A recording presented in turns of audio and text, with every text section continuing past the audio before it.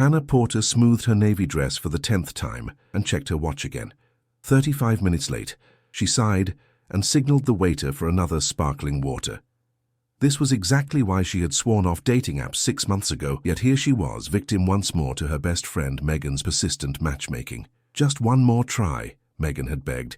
This guy is different, successful, kind, and he has an interesting backstory, plus his profile picture is gorgeous.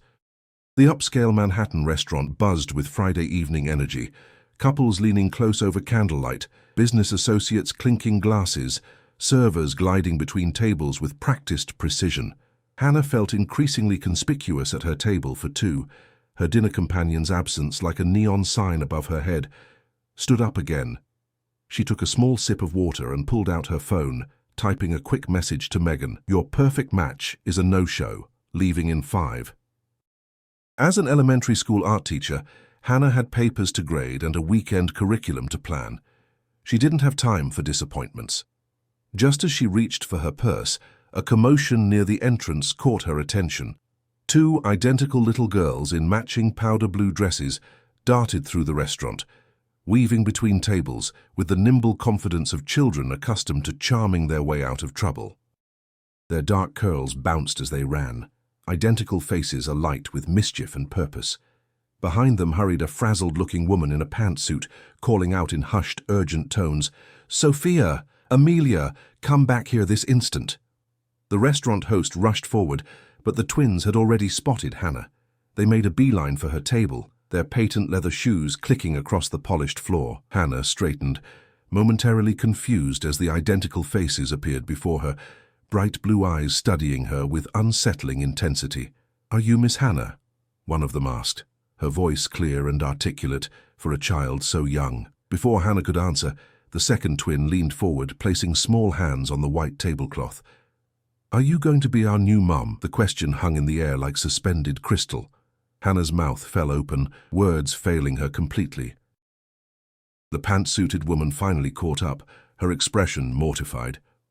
"I am so incredibly sorry," she said, placing a hand on each child's shoulder. "Girls, this is completely inappropriate. We've talked about this." "But Patricia," one twin protested. "Daddy said he was meeting a special lady for dinner, and he showed us her picture. It looks just like her." She pointed directly at Hannah.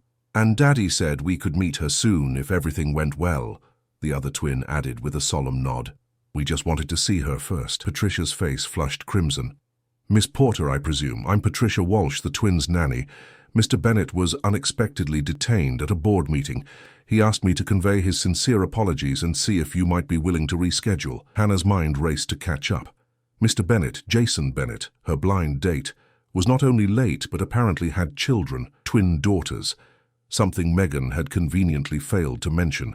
Hannah began, but was interrupted by the arrival of her would-be date's children climbing onto the empty chair across from her. "I'm Sophia," said one twin, settling onto one half of the chair. "And I'm Amelia," said the other, squeezing beside her sister. "We're 7 years old." "Girls," Patricia hissed, "we are not staying. Miss Porter hasn't even agreed to reschedule with your father yet." Hannah found her voice at last. It's nice to meet you both. And you, Patricia." She looked at the nanny, whose professional demeanor barely concealed her embarrassment. "I wasn't aware Mr. Bennett had children." Patricia's expression shifted subtly. "Mr. Bennett has full custody of the girls since their mother passed away 3 years ago. He's selective about who he introduces to Sophia and Amelia. Which means we get to help pick," Sophia announced proudly. "The last lady ran away when we put a frog in her purse," Amelia added, with a mischievous grin. She screamed really loud. Patricia closed her eyes briefly as if praying for strength. "Girls, please." Hannah couldn't help the small laugh that escaped her. She had taught enough 7-year-olds to recognize testing behavior when she saw it. These two were clearly protective of their father and quite strategic about it. "I'm afraid we've disturbed your evening," Patricia said. "If you'd like Mr. Bennett's contact information to discuss rescheduling, I can provide it." "Otherwise, we completely understand." Hannah hesitated. Her initial instinct was to decline, thank the woman, and leave. Single motherhood had never figured into her dating plans, let alone instant motherhood to twin 7-year-olds. Yet something about the girls' bright, intelligent faces gave her pause. Do you like art? Hannah found herself asking. I teach art at Westside Elementary. The twins' eyes widened simultaneously. We love art, Amelia exclaimed. Daddy built us a whole art studio at home, Sophia added, with real paints and everything. An art studio, Hannah echoed, genuinely surprised. Most parents she knew struggled to tolerate finger paints at the kitchen table. Patricia's expression softened. Mr. Bennett converted one of the rooms in their home. He believed strongly in encouraging the girls' creativity. A text chimed on Hannah's phone. Megan, please tell me you're still there. Jason just texted me that he's running late. Board meeting emergency. He sounds really upset about keeping you waiting. Hannah looked from the message to the twins, who were now leaning across the table to peek at her phone case, a Van Gogh Starry Night design she'd special ordered. That's Daddy's favorite painting, Sophia whispered, as if sharing a profound secret. He has the real one. Not the real one, Patricia corrected gently. A very good reproduction. It's in his office, Amelia confided. He says it reminds him that even the darkest nights have stars. Something fluttered in Hannah's chest, a feeling she couldn't quite name. She should be annoyed, even angry, yet instead, she found herself curious about the man who built an art studio for his daughters and appreciated Van Gogh. Patricia, Hannah said finally, please tell Mr. Bennett that I understand emergencies happen. I'd be open to rescheduling. She hesitated, then added with a small smile toward the twins, though perhaps next time we could meet somewhere more child-friendly. The twins' faces lit up with matching grins. Like the zoo? Sophia suggested eagerly. Or the Children's Museum, Amelia countered. Girls, Miss Porter hasn't agreed to meet all of us, Patricia cautioned. She was referring to meeting your father. Actually, Hannah said, surprising herself, I wouldn't mind meeting somewhere the girls could join us. At least for part of the time. After all, they were clearly a package deal. Suddenly, Patricia's phone buzzed. She checked it, and her eyebrows rose. It's Mr. Bennett. He's just pulling up outside. The twins immediately scrambled off the chair, their excitement palpable. Hannah felt a strange flutter of nerves. What had she just agreed to? Daddy's really handsome, Amelia informed her seriously. And rich, Sophia added. Like, super rich. He has his own helicopter. Girls, Patricia scolded, though Hannah caught the slight curve of amusement on the nanny's lips. It's true, Sophia insisted. Daddy says we shouldn't talk about money, but everyone knows anyway. Hannah's momentary confidence wavered. Helicopter rich? What had Megan gotten her into? Before she could reconsider, a tall figure appeared at the restaurant entrance. Even from a distance, Hannah recognized him from his profile picture. Dark hair, broad shoulders, classically handsome features. The maitre d' was gesturing toward their table, and Jason Bennett's eyes found hers across the crowded restaurant. And in that moment, as he began walking toward her with an expression of mingled apology and hope, Hannah realized she was about to find out if fairy tales sometimes started with twin little matchmakers and a very late blind date. Jason Bennett approached their table with the confident stride of a man accustomed to entering rooms where everyone knew his name. Up close, his features were even more striking than in his dating profile picture. Strong jawline, intense brown eyes and dark hair, with just a touch of silver at the temples. He wore an expertly tailored suit that suggested money without flaunting it. Hannah, he said, his deep voice carrying a note of genuine apology. I'm Jason. I'm incredibly sorry for keeping you waiting. Before Hannah could respond, the twins launched themselves at their father. He caught them with practiced ease, as if this was their standard greeting, momentarily transforming from polished executive to doting dad. We found her, Daddy, Sophia announced. She likes art just like you, Amelia added importantly. Jason's eyes widened slightly as he glanced from his daughters to Patricia, comprehension dawning. I see you've already met the welcoming committee. He set the girls down gently and extended his hand to Hannah. I hope they haven't scared you off entirely. Hannah accepted his handshake, noting the warmth of his palm against hers.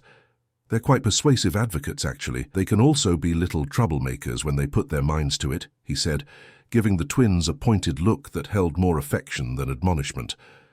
Did you two escape from Patricia again? We didn't escape, Sophia protested. We strategically relocated, Amelia clarified with impressive vocabulary for a 7-year-old. Jason's laugh was genuine and warm. He turned to Patricia. Thank you for corralling them. Would you mind taking them home? I've kept Miss Porter waiting long enough, and I'd like to salvage what's left of our evening if she's willing. Patricia nodded, gathering the twins' small purses. Come along, girls. Your father and Miss Porter need adult time. The twins exchanged a look that Hannah immediately recognized as silent twin communication. After a moment of apparent deliberation, they both turned to her. Will you come see our art studio sometime? Sophia asked. We could show you our paintings, Amelia added. Hannah felt Jason's gaze on her face, watching for her reaction. She smiled at the girls. That sounds lovely. Maybe someday. This seemed to satisfy them, and they allowed Patricia to lead them away, though not without dramatic backward waves and blown kisses. Jason watched them go with unmistakable pride in his eyes before turning back to Hannah. I apologize again for being late, and now for the ambush, he said, taking the seat across from her. The board meeting ran over, and then my phone died. By the time I could charge it enough to function, I had 6 missed calls from Patricia. It happens, Hannah replied, though in her experience it typically didn't happen with emergency board meetings and nannies. Her past dates' excuses usually involved forgotten Metro cards or Netflix binges that ran too long. I appreciate your understanding, Jason said, signaling for the waiter, and your patience with Sophia and Amelia. He paused, searching for the right word. Enthusiastic. They're delightful, Hannah said honestly, though they did mention something about putting a frog in someone's purse. Jason winced, then laughed. Ah yes, the infamous frog incident. In their defense, it was only a small frog, and to be fair, Melissa had told them she absolutely adored all animals. They were just testing her statement. Scientific method at work, Hannah observed with a smile. Exactly, Jason replied, looking both surprised and pleased at her understanding. They're extremely bright, sometimes terrifyingly so. After they ordered, Jason apologizing again for making her wait so long for dinner, a momentary silence fell between them. Hannah used the opportunity to study him more closely. Despite his obvious wealth and status, there was something approachable about him. The way he spoke about his daughters revealed a man who prioritized fatherhood over his corporate identity. So, Jason said, leaning forward slightly, Megan tells me you're an art teacher. The girls were clearly excited about that. I teach elementary school art, Hannah confirmed. I've been at Westside for 6 years now. You must have incredible patience. Some days more than others, she admitted. But there's nothing quite like watching a child discover they can create something beautiful. Jason's expression shifted, softening around the edges. That's exactly how I feel watching Sophia and Amelia. They see the world so differently. Every day it's something new. The conversation flowed more easily than Hannah had expected. Jason asked thoughtful questions about her work, genuinely interested in her teaching philosophy. When their food arrived, he told her about the engineering firm he'd built from the ground up, now a major player in sustainable building technologies. He spoke with passion about creating environmentally responsible structures without the arrogance she might have expected from someone in his position. And what about the helicopter? Hannah asked, unable to resist. The girls mentioned it. Jason chuckled, looking slightly embarrassed. Ah, they would bring that up. Yes, there is a helicopter. I use it primarily for commuting to our offices upstate and visiting project sites. The girls find it endlessly fascinating. I imagine most children would, Hannah replied, trying to reconcile this helicopter-owning billionaire with the down-to-earth father sitting across from her. They love coming with me to sites sometimes, he continued. Sophia has already decided she's going to be an architect. Amelia is leaning towards structural engineering. They may change their minds 100 times before college, but I love that they're interested, Hannah smiled. My parents were both accountants. They gave me art supplies to keep me quiet during tax season. I don't think they expected it to become my career. Are they supportive now? In their way, Hannah said carefully. They worry about practical things, health insurance, retirement savings, the stability I didn't prioritize. The eternal parental concern, Jason agreed, though I probably worry more than most. After losing Claire, their mother, I've become... He trailed off, and Hannah saw a flash of vulnerability cross his features. Overprotective? She offered gently. That's putting it kindly, he admitted. My security team would use stronger language, as would Patricia. The mention of a security team gave Hannah pause. Of course, a man of his wealth would have protection, especially with young children, but it was another reminder of how different their worlds were. "How did you and Megan meet?" she asked, deliberately changing the subject. "She never actually told me." Jason's expression shifted. Well, that's an interesting story. My company is developing a new eco-friendly materials lab at the university where Megan works. We met during the planning phase. She's quite persuasive when she wants something. Like setting up blind dates. Exactly like that, he agreed with a rueful smile. She mentioned having a friend who was creative, passionate about education and, her words, stubbornly single despite being a total catch. Hannah felt her cheeks warm. That sounds like Megan's subtle approach. "She showed me your picture," Jason admitted. "I don't normally do blind dates either, but—" He paused, meeting her eyes directly. "I was intrigued." Something in his gaze made Hannah's pulse quicken. She took a sip of water to collect herself. "Enough to let your daughters pre-screen me, apparently." His smile faded. "I didn't actually tell them much about tonight. They're surprisingly resourceful when they want information. Patricia mentioned they got into my phone earlier today." "Ah," Hannah nodded, hence the surprise interrogation.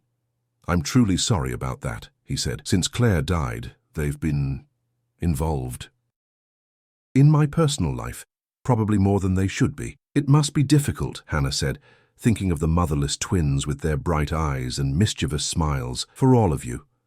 Jason nodded, something unreadable crossing his expression. "More than I usually admit. The girls were only 4 when it happened. A car accident. Some days it feels like we've come so far. Other days—" Hannah reached across the table on impulse, briefly touching his hand. "They seem like wonderful, well-adjusted children. That says a lot about you as a father." His eyes met hers, surprise and gratitude mingling in his gaze. For a moment, neither spoke, a current of understanding passing between them. The waiter arrived to clear their plates, breaking the moment. Jason ordered coffee for both of them, and as the evening continued, Hannah found herself increasingly drawn to this complex man, part corporate titan, part devoted father, part grieving widower still finding his way. When the check came, Jason insisted on paying despite Hannah's protest. "Please," he said. "Given how the evening started, it's the least I can do." Outside the restaurant, the spring evening had turned cool. Jason's driver waited at the curb in a sleek black car. "May I give you a ride home?" he asked. Hannah hesitated. "I live in Brooklyn, it's probably out of your way." "Not at all," he assured her. Then, with a hint of vulnerability that seemed genuine, "Unless you'd rather call it a night." "I'd completely understand." Hannah considered the comfortable silence they'd established, the easy conversation, the way he talked about his daughters with such love. Despite the rocky start and the vast differences in their lives, she wasn't ready for the evening to end. A ride would be nice, she decided. "Thank you." As they settled into the back seat of the luxury sedan, Jason turned to her. "I'm hoping you might consider seeing me again, perhaps this weekend. The girls mentioned something about the Children's Museum." Hannah raised an eyebrow. "You don't waste time, do you?" "Life's taught me not to," he said simply. "When you find something promising, you pursue it." The directness of his gaze made her heart flutter unexpectedly. Hannah Porter, who prided herself on practical decisions and careful planning, found herself nodding.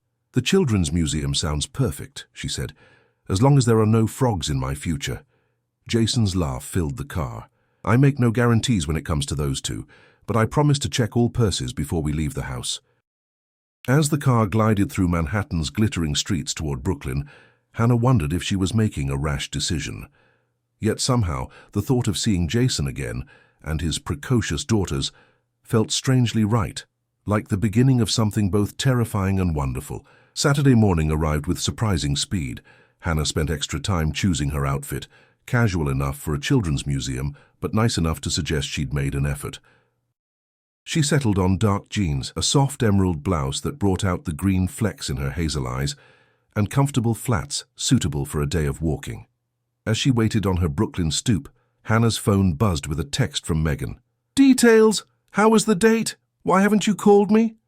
Hannah smiled and typed back, "Meeting him and the twins at the Children's Museum today. We'll call later." 3 dots appeared immediately, then, "Twins? What twins? Jason has kids?" Hannah's fingers froze over the screen.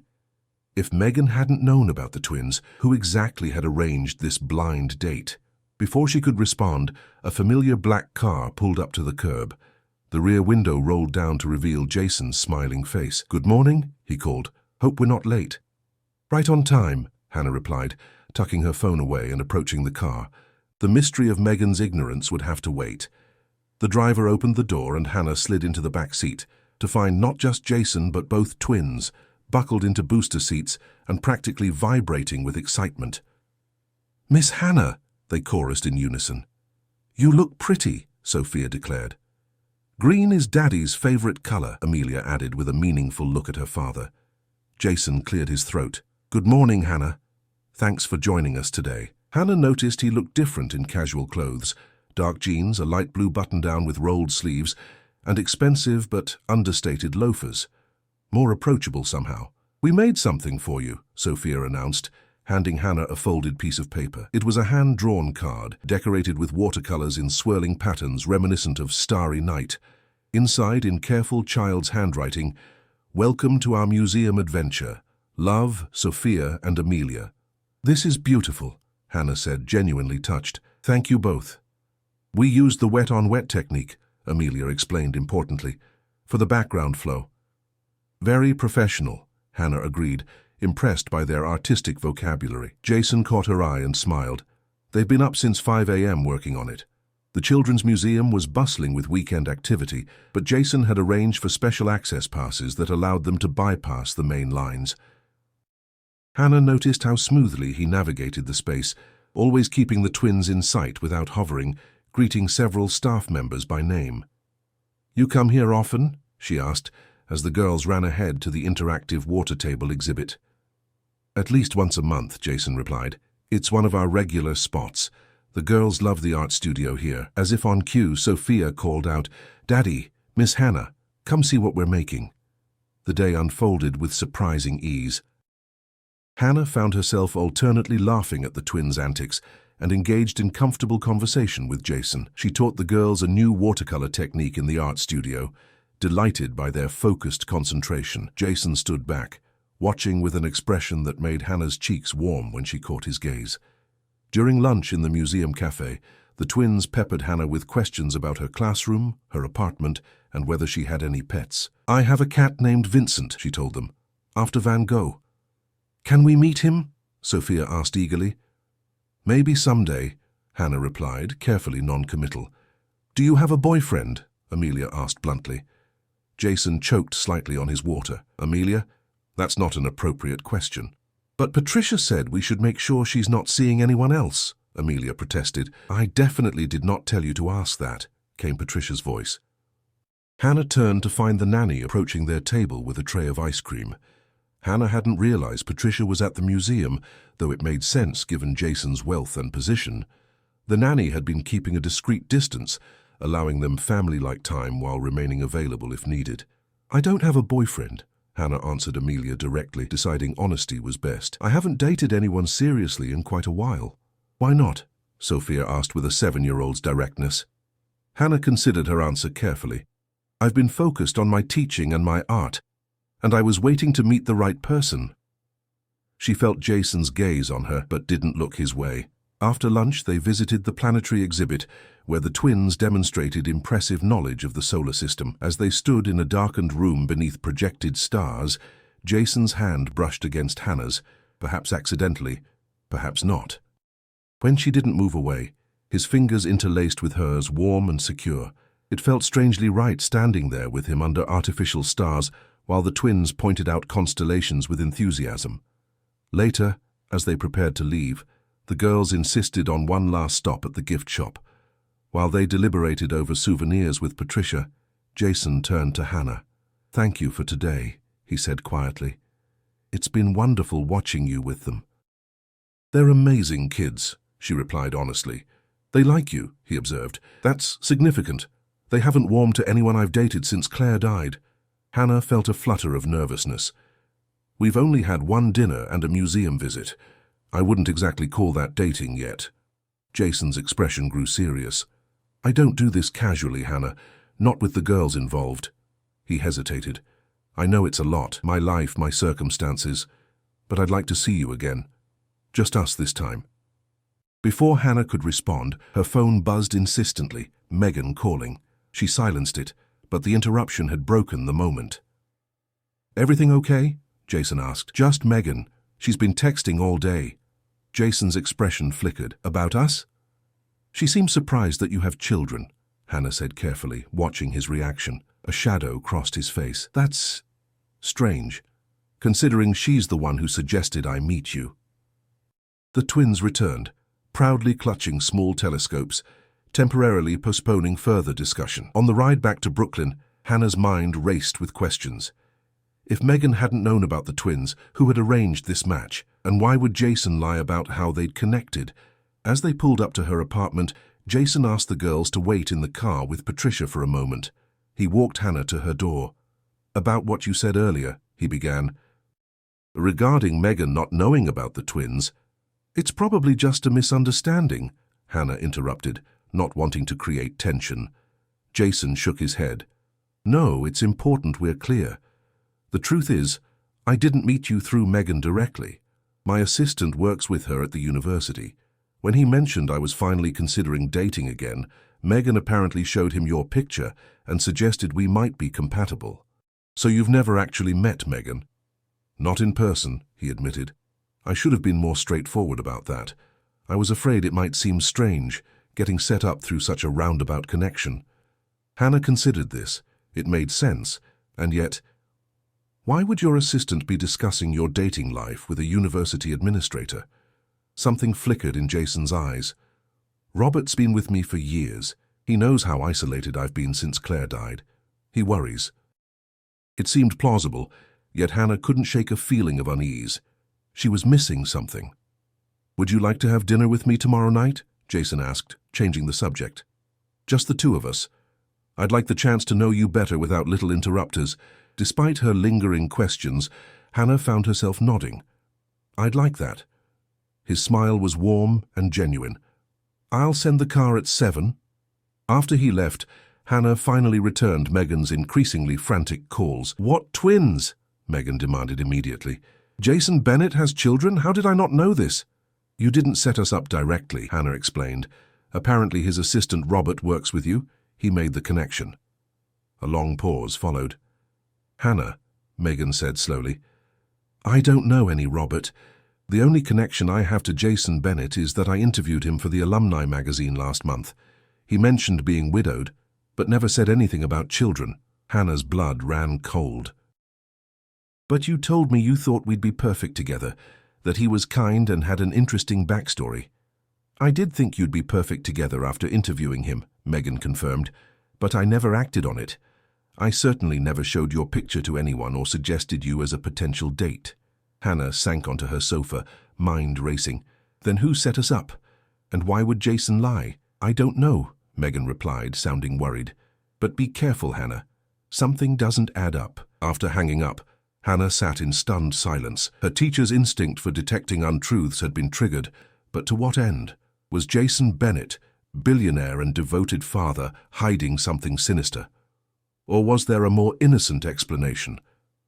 Her doorbell rang, startling her. When she checked the peephole, she was surprised to see Patricia standing there alone. "May I come in?" the nanny asked when Hannah opened the door. "There's something you need to know about Jason and the girls." Hannah's heart pounded as she stepped aside to let Patricia enter. The nanny's expression was grave as she took a seat on Hannah's worn couch. "Mr. Bennett doesn't know I'm here," Patricia began, "and he would be furious if he found out. But after seeing you with the girls today, I can't in good conscience let this continue without you knowing the truth." "What truth?" Hannah asked, her voice barely above a whisper. Patricia met her eyes directly. "The story about how you and Jason were connected. It wasn't a miscommunication or misunderstanding. It was deliberately orchestrated." "By who?" "By the twins," Patricia said. "Sophia and Amelia saw your picture in the alumni magazine with the article about the school's art program. They decided you were perfect for their father and, well, they're remarkably resourceful when motivated." Hannah stared in disbelief. "You're saying 7-year-old girls engineered a blind date between their father and me?" "With some unwitting assistance from Robert, yes," Patricia confirmed. "Jason had no idea until yesterday when he found your contact information in his phone and questioned how it got there. So he knew before our date that it was the girls' doing." Hannah felt a mixture of confusion and relief. Patricia nodded. He found out just before the board meeting. That's partly why he was late. He was deciding whether to cancel or go through with it. He chose to meet you, but he was going to explain everything over dinner. Then the twins showed up, Hannah realized. Precisely. They weren't supposed to be there at all. We were at their grandmother's when they slipped away. By the time Jason could explain, you'd already met the girls and things were complicated. Hannah processed this information slowly. So Jason isn't some kind of stalker or lying about his identity? Patricia actually laughed. No, nothing like that. He's exactly who he seems to be. A widowed father who hasn't dated in years, completely blindsided by his daughter's matchmaking scheme. Why are you telling me this now? Patricia's expression grew serious again. Because he's calling you tonight to cancel tomorrow's dinner. He believes this relationship began under false pretenses and that it wouldn't be fair to continue. That's ridiculous, Hannah said, surprising herself with the vehemence in her voice. It's not as if he engineered the deception. That's what I told him, Patricia agreed. But Jason has trust issues since Claire died. The circumstances were complicated. What circumstances? Patricia hesitated. That's not my story to tell, but I will say this. I've worked for the Bennett family for 8 years. I've never seen the twins respond to anyone the way they responded to you today, and I haven't seen Jason smile like that in 3 years. She stood to leave, placing a business card on Hannah's coffee table. This is Jason's private number. If you want to hear the full story from him, I suggest you call before he convinces himself to walk away. After Patricia left, Hannah sat staring at the card. The entire situation was bizarre. Twin matchmakers, mysterious misrepresentations, a billionaire with trust issues. Yet, despite everything, she couldn't deny the connection she'd felt with Jason, or the genuine delight she'd taken in the twins' company. Taking a deep breath, she picked up the card and dialed the number before she could talk herself out of it. Jason answered on the 3rd ring, his voice cautious. Hannah, how did you get this number? Patricia paid me a visit, Hannah replied, deciding directness was best. She told me about the twins' matchmaking scheme. A heavy silence followed. I was going to call you tonight to explain everything, he finally said, and to apologize for the deception, unintentional as it was on my part. I'd rather hear the explanation in person, Hannah said. Are you still planning to cancel tomorrow's dinner? Another pause. I thought you'd be angry once you knew the truth. I'm not angry, Jason. Confused, yes. A little overwhelmed by the situation, definitely. But not angry. You should be, he insisted. This whole thing started with a lie. A lie told by 7-year-olds who want their father to be happy, Hannah countered. That seems more sweet than sinister to me. She heard him exhale slowly. There's more to the story. Things you should know before we go any further. Then tell me tomorrow, over dinner, as planned. When he spoke again, Hannah could hear the smile in his voice. You're remarkably understanding about all this. I'm an elementary school teacher, she reminded him. I deal with creative storytellers every day, though I'll admit Sophia and Amelia take it to another level. You have no idea, Jason said with a soft laugh. After they hung up, Hannah sat wondering if she was making a mistake. The rational part of her brain suggested proceeding with caution, yet something deeper, more intuitive, told her there was something genuine worth exploring with Jason and his daughters. The following evening, Jason's car arrived precisely at 7. This time he was waiting inside alone, dressed in a dark suit that highlighted his broad shoulders. He greeted Hannah with a warm smile that contained equal parts hope and apprehension. You look beautiful, he said as she settled beside him. Thank you. Hannah smoothed her burgundy dress, a splurge she rarely had occasion to wear. Where are we going? Somewhere private, Jason replied, where we can talk without interruption. The car took them across the Brooklyn Bridge into Manhattan, eventually pulling up to a nondescript building in Tribeca. Jason led her through a private entrance and into an elevator that required a key card. My apartment, he explained, noting her questioning look. The penthouse. I thought about a restaurant, but given what we need to discuss, privacy seemed important. The elevator opened directly into a stunning space with floor-to-ceiling windows offering panoramic views of the city. The decor was sleek but comfortable, clearly designed with children in mind despite the luxury evident in every detail. The girls are with their grandmother tonight, Jason said, leading her to a sitting area where a private chef was arranging an elegant dinner. I wanted us to have uninterrupted time. After the chef discreetly departed, leaving their meal warming, Jason poured 2 glasses of wine and sat across from Hannah. I need to start at the beginning, he said, his expression serious. With Claire. He took a deep breath. Claire and I met in college. She was brilliant, a financial prodigy who could see patterns in markets that others missed. We built my company together, though she stayed behind the scenes by choice. When the twins were born, she stepped back further, but she was still involved in major decisions. Hannah listened quietly, sensing this background was important. 3 years ago, Jason continued, Claire discovered financial irregularities in our company accounts. Someone was siphoning funds, small amounts, cleverly disguised, but she noticed the pattern. She began investigating privately. His voice grew strained. The night of her accident, she called me saying she knew who was behind it and was coming home with proof. Her car went off the road on a clear night with no other vehicles involved. The police called it a tragic accident. She must have fallen asleep at the wheel. But you don't believe that, Hannah said gently. Jason's eyes met hers. I've never believed it. Claire was meticulous, careful. She never would have driven tired, especially knowing the girls were waiting for her. Did you tell the police your suspicions? Of course. They investigated but found nothing conclusive. No evidence of tampering with the car, no witnesses, and Claire's proof, whatever it was, vanished with her. Hannah felt a chill despite the warm room. You think someone deliberately caused her accident? Jason nodded grimly. I believe whoever was stealing from us eliminated the threat Claire posed. After her death, I hired private investigators. They uncovered the embezzlement scheme but couldn't conclusively link anyone to Claire's death. Did they identify who was stealing? Hannah asked. Her network of shell companies ultimately traced back to my former CFO, Robert Klein. Hannah's breath caught. Robert? The assistant who supposedly connected us through Megan. The very same, Jason confirmed. He disappeared before he could be arrested, taking millions with him. He's been in hiding ever since, presumably overseas. But what does this have to do with the twins setting us up? Jason set down his wine glass. After Robert disappeared, I became paranoid. I installed advanced security systems everywhere, limited the twins' public appearances, screened everyone who came into contact with us. He looked at her directly. When the girls showed me your picture from the magazine, claiming Megan had recommended you, I was suspicious. I had my security team check your background thoroughly. Everything came back clear. You were exactly who you appeared to be, a dedicated teacher with no connection to Robert or anyone else from my past. So you agreed to meet me, Hannah concluded. I did, Jason admitted. I was curious what angle might be at play.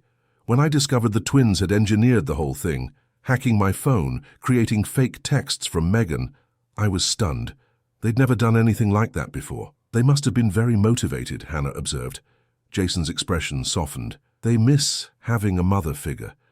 Since Claire died, they've rejected every woman I've considered dating. Until you, he leaned forward. I was going to cancel our date. Then I saw your picture again, really looked at it, and something made me decide to at least meet you once. When I finally arrived at the restaurant and saw you with the girls, something just clicked. Hannah felt warmth spreading through her chest. I felt it too, she admitted, even with the strange circumstances. After our date, Jason continued, I had my security team do one final exhaustive check, looking for any possible connection to Robert or the embezzlement scheme. They found nothing. Is that standard procedure for all your dates? Hannah asked, only half joking. There haven't been many, Jason replied honestly. And yes, I've been careful, probably too careful. The twins have accused me of not giving anyone a real chance. Smart girls. Too smart sometimes, he agreed with a wry smile. When Patricia told me she'd gone to see you, I was furious, then terrified you'd want nothing more to do with us. It's a lot to process, Hannah acknowledged, but I'm still here. Jason reached across the table, taking her hand in his. I need you to understand what you'd be getting into, Hannah. My life isn't normal. There are security considerations, public scrutiny, the responsibility of the twins, and there's the unresolved matter of Claire's death, a shadow that still hangs over us. Are you trying to talk me out of seeing you again? Hannah asked. I'm being realistic, he replied. You deserve to know exactly what you'd be walking into. Hannah considered his words carefully. The rational part of her brain was throwing up caution flags: billionaire widower, possible corporate murder, precocious twin daughters with hacking skills. It was a far cry from her quiet life of teaching art and feeding her cat. Yet she couldn't deny the connection she felt with Jason, or the way the twins had wormed their way into her heart in just 2 meetings. There was something genuine here, something worth exploring, despite the complications. "I appreciate your honesty," she said finally. "And I understand your concerns, but I'd like to see where this goes, Jason. Step by step." Relief and hope flooded his expression. He squeezed her hand gently. "I'd like that too." Their dinner conversation shifted to lighter topics: the twins' latest art projects, Hannah's upcoming school exhibition, their shared love of architecture. As they talked, the connection between them deepened, comfortable and natural, despite their different worlds. After dinner, Jason gave her a tour of the apartment, including the girls' art studio, a light-filled room with professional-grade supplies and walls covered in their creative works. "They're genuinely talented," Hannah observed, studying a particularly impressive watercolor seascape. "They get that from Claire," Jason said. She was artistic too, though she rarely had time for it. In his home office, Hannah noticed the promised Van Gogh reproduction. "The girls weren't exaggerating about Starry Night," she said, admiring the piece. "It was Claire's favorite," Jason explained. The twins remembered that detail. They remember everything about her. "That's beautiful," Hannah said softly, "that you keep her memory alive for them." "I want them to know who she was," he replied. "Her brilliance, her kindness, even as they connect with someone new." His gaze held meaning, and Hannah felt a flutter of anticipation. Standing in the dim light of his office, the city sparkling beyond the windows, she felt the distance between them closing. Jason moved closer, his hand gently brushing her cheek. "I haven't felt this way in a long time," he admitted. "It's terrifying and wonderful at once." "I know exactly what you mean," Hannah whispered. When he kissed her, it felt like the most natural thing in the world, gentle at first, then deepening with shared emotion. Hannah felt herself responding, her arms encircling his neck as the kiss stretched into something profound and promising. 6 months later, Hannah stood in the doorway of the art studio in Jason's penthouse, watching the twins working intently on a new project. They had grown even closer over the months: weekend outings, dinner dates, where the girls insisted on joining for dessert, quiet evenings helping with homework and sharing stories. Jason's security concerns had proven founded when Robert Klein was eventually located and arrested in Singapore, finally providing closure on the financial crimes, if not definitive proof about Claire's death. The news had brought a measure of peace to the Bennett household. "What are you two working on so seriously?" Hannah asked, entering the studio. The twins exchanged their secret look. "It's a surprise," Sophia answered. "For you and Daddy," Amelia added. "No peeking until it's finished." "Fair enough," Hannah agreed, kissing each girl on the top of her head. "Dinner in 20 minutes. As she turned to leave, Sophia called out, "Hannah, are you going to live here with us someday?" The directness of the question caught Hannah off guard. She and Jason had discussed their future, his cautious nature balanced by growing certainty about their relationship. Hannah had already started staying overnight on weekends, her toothbrush finding a permanent place beside his. "Would you want that?" Hannah asked carefully. "We already decided," Amelia declared. "We want you to be our new mum." "But only if you want to," Sophia added quickly. Hannah felt her heart swell. "I love you both very much," she said honestly, "and your father too. As for living here, well, that's something your dad and I are talking about." She found Jason in the kitchen, helping the private chef prepare dinner. A sight that still amused her, this powerful billionaire happily chopping vegetables. "The girls are plotting something artistic," she informed him, stealing a slice of bell pepper. "Should I be worried?" he asked with a smile. "Probably," Hannah laughed. "They said it's for both of us." Jason set down his knife and turned to her, his expression growing serious. "Speaking of things for both of us," he began, reaching into his pocket, "I had planned something elaborate involving the Children's Museum, where we had our first real date, but—" He withdrew a small velvet box. "The girls helped design it," he explained, as he opened it to reveal a stunning emerald ring surrounded by diamonds. Green, of course. Hannah's breath caught. "Jason." "I love you, Hannah," he said simply. "The twins love you. You've brought light back into our lives in a way I never thought possible. Will you marry me?" Become a permanent part of our family. Tears blurred Hannah's vision as she nodded. Yes, she whispered. Yes, I will. As Jason slipped the ring onto her finger, twin squeals erupted from the doorway. Sophia and Amelia raced into the kitchen, throwing their arms around both adults. She said yes, Sophia exclaimed.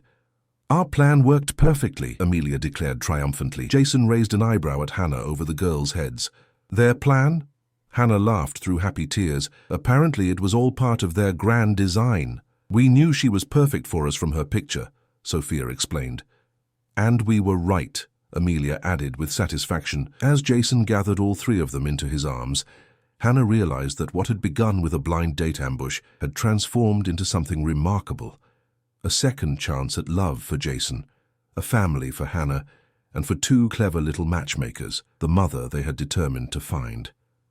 That night, as the newly engaged couple tucked the twins into bed, Sophia asked sleepily, "Can we help plan the wedding?"